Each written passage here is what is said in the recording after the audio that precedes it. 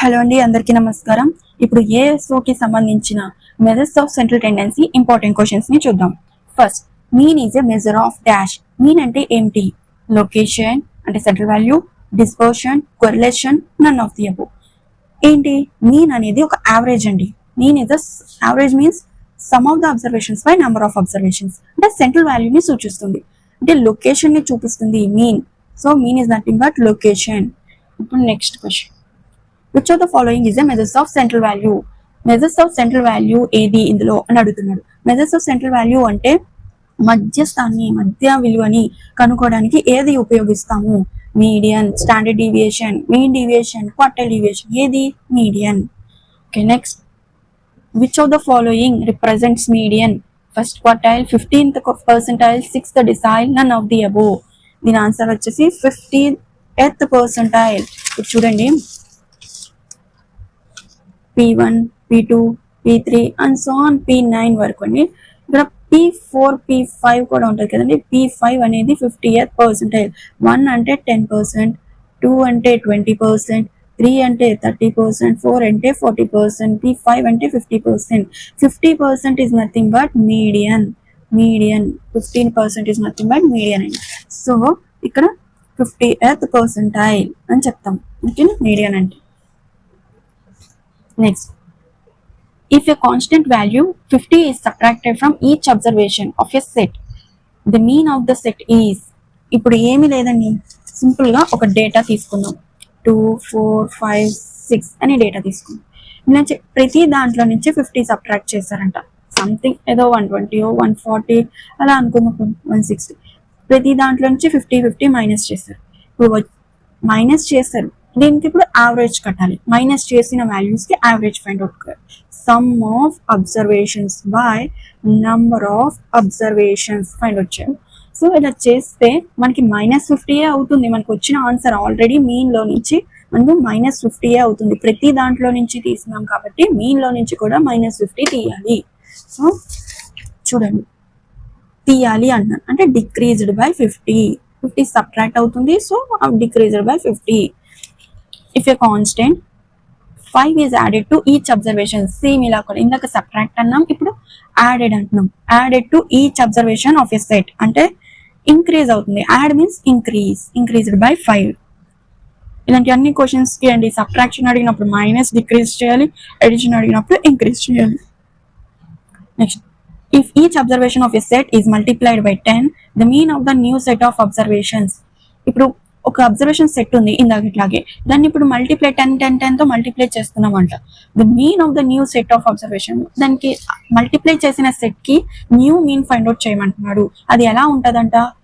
Remains the same గా ఉంటుందా? 10 times original Meena, 1/10 of the original Meena, increased by 10 అని అడుగుతున్నాడు. మల్టిప్లై అంటున్నాడు కాబట్టి మనం మల్టిప్లై చూద్దాం. 10 times is a multiplication. The original mean, ఇది మన answer.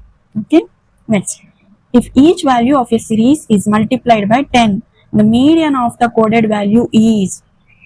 each value of a series ఏమన్నాడు? 10 తో మల్టిప్లై అంటున్నాడు. సేమ్ మీడియన్ ఏమవుతుంది అని అడుగుతున్నాడు. ఇక్కడ మీడియన్ అనేది ఇది కూడా 10 times multiply the median value, 10 times multiply అవుతుంది. మల్టిప్లై అన్నాడు కాబట్టి మల్టిప్లై అవుతుంది. 10 times the original median value. Okay, median లో అయినా మీన్ లో అయినా మోడ్ లో అయినా సేమ్ అండి. మల్టిప్లై అంటే మల్టిప్లై చేయడం, సబ్ట్రాక్ట్ అంటే డిక్రీజ్, ఇంక్రీజ్ అయిందంటే ఎడిషన్ అయితే ఇంక్రీజ్డ్. ఓకేనా? So next another set of questions చూద్దాం.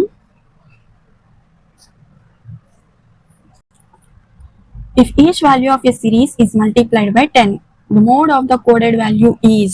ఇందాక చెప్పినట్టు సిరీస్ లో మల్టిప్లై చేసినప్పుడు 10 తో మల్టిప్లై చేసాం, అప్పుడు ఏమంటున్నాడు? కోడెడ్ వాల్యూ అనేది మల్టిప్లై అవుతుంది. మనకి ఎంత? 100 times తో మల్టిప్లై అవుతుందా? లేదు, 10 times అన్నాడు కాబట్టి 10 times తోనే మల్టిప్లై అవుతుంది. మోడ్ అయినా, మీన్ అయినా, మీడియన్ అయినా.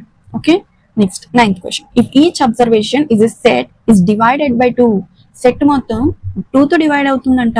Then the mean of a new value ఎంత అవుతుంది? అప్పుడు 2 times ఇంక్రీజ్ అవుతుందా, లేకపోతే డిక్రీజ్ బై 2 అవుతుందా, హాఫ్ అవుతుందా, రిమైన్స్ సేమ్ ఉంటుందా?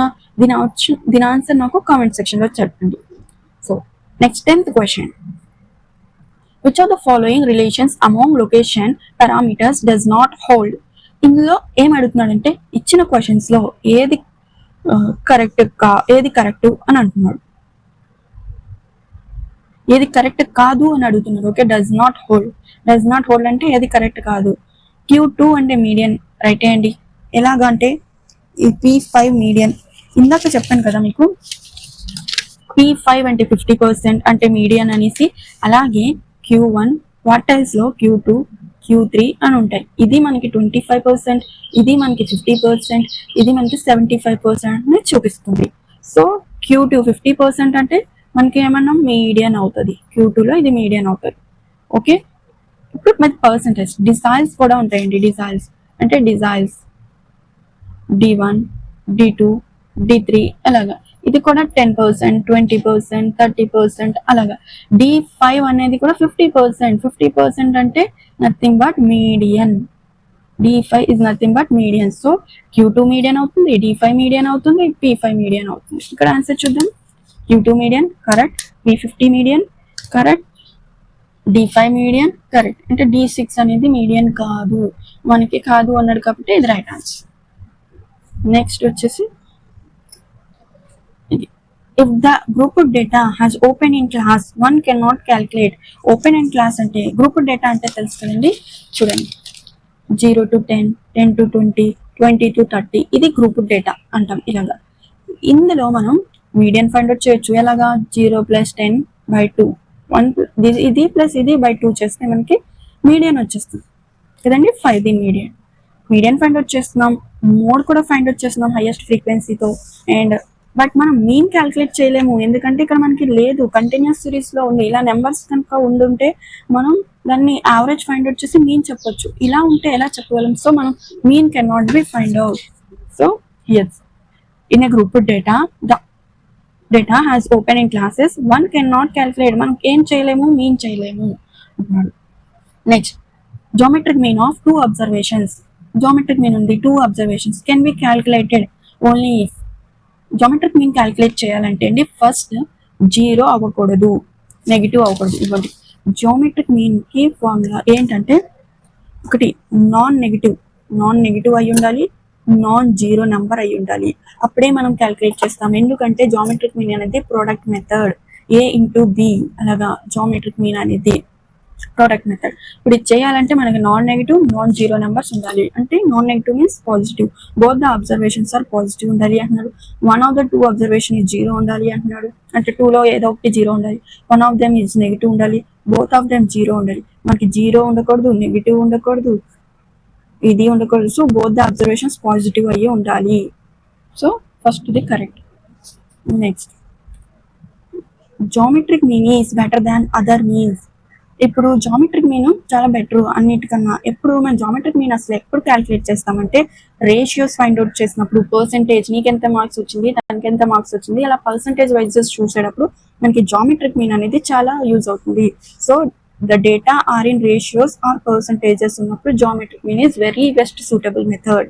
సో ఇంకన్ని మరింటి ఇలాంటి ఇంపార్టెంట్ క్వశ్చన్స్ కోసం మన ఛానల్ వెంటనే సబ్స్క్రైబ్ చేసుకోండి. Thank you.